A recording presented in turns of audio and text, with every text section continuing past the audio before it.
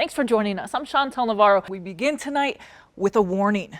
Tomorrow is yet another high fire danger day, not as extreme as conditions Friday, but we want you to be weather aware. These are the calls for service. This is just at Lincoln Inn, and there are hundreds of these. There are assaults, there are tons of disturbance calls. Oklahoma's cannabis industry has really sprouted in every single corner that you see. It was the best ending police say they could have asked for, and it happened with the help of drones like this one. For a double shooting, and one of those happened right here at the gas station. Check this out. You can see bullet holes right here on the trash can and over here even further. Police showed us this video that you see right here behind me at a news conference yesterday at their headquarters. Now that video and this one that we have right over here, now they were both taken from people outside of that business. We're in close enough proximity that the plane did end up crashing into it and ultimately leading to the deaths of these people here.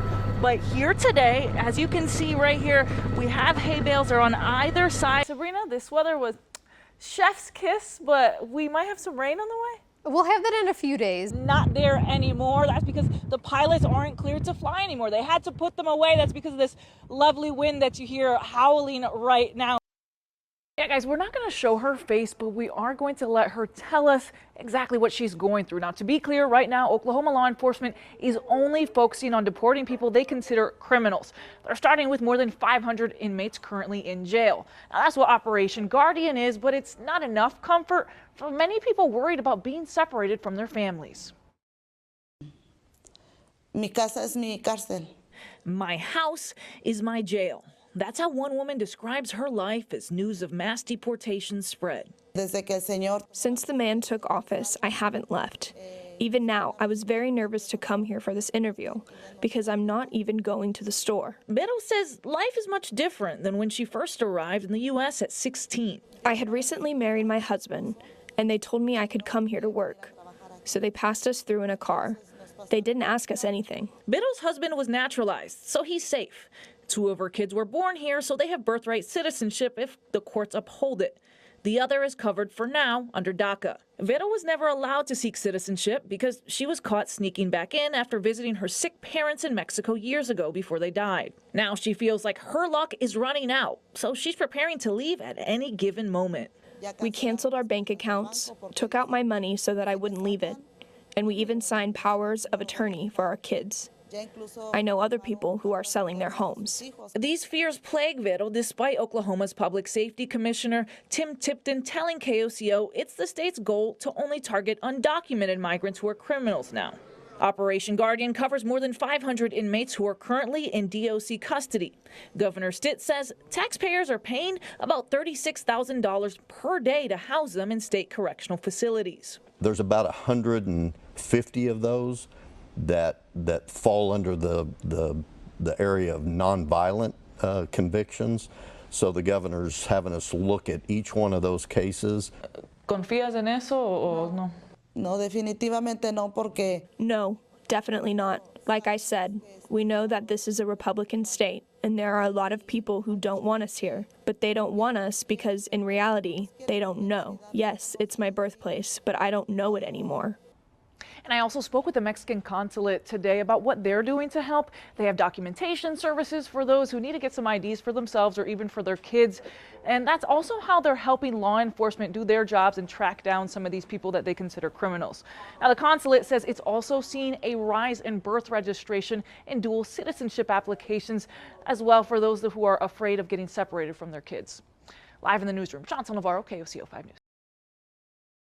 Yeah, OSBI presented findings to the DA's office saying that it could have possibly been assault and battery charges. Again, the DA declined to prosecute on that, declined to file charges. Now, here's why that's important. Without that, he keeps his CLEAC certification, so technically he can hop on over to another department. You can either go with us, stand up and go, and all this can be done from here, or we're going to make you. You're watching body cam video recorded on June 2nd at a home in Watonga. Monty Goodwin was called to de-escalate a situation involving a child with autism after the mom called, worried he was going to hurt himself or somebody else. The struggle escalated. Let me show you how this is going to go. Up to Goodwin punching the teen 3 times.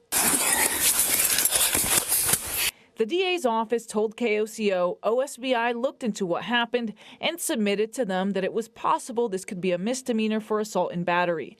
The teen's mom believes that wasn't enough. It clearly shows that Monty hit my son in the face multiple times, and we don't even know how many other times because the body cam falling off. But Goodwin wasn't charged at all. The DA's office sent KOCO this statement saying, in part, after watching the video, there wasn't enough evidence to get a conviction. What are you doing to my?